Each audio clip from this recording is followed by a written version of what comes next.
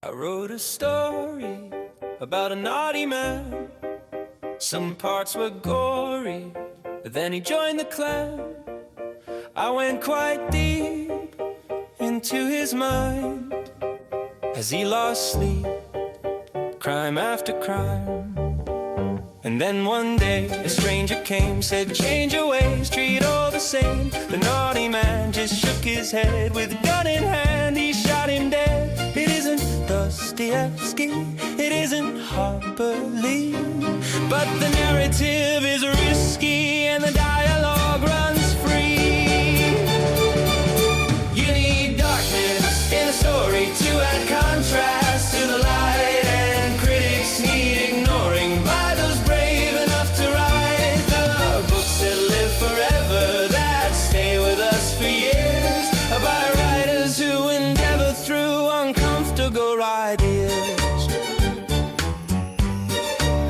Then the naughty man was in the Middle East. He said he had a plan to lead to more disease, so he put a bomb into a worship space. Said it was a gift from a tired human race. Then some people said I would be to blame if I end up dead, if I end up maimed. If only they would read right through to the end, they would have read my plea for humans to transcend.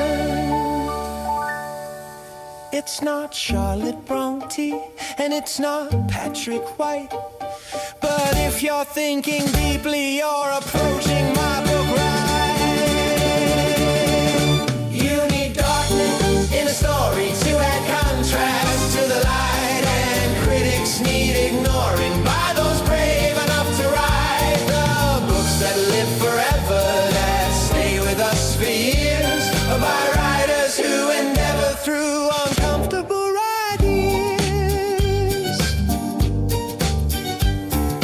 Then the invitation came for me to speak outside in the sunshine at Adelaide Writers Week, but hidden in the shadows came voices of dissent who demanded publicly that I needed to repent. Who was it made the call? It wasn't those who read, and I know it wasn't patrons, even those who disagreed. It came from simple minds who cannot understand the wonder and the wisdom from having books in hand.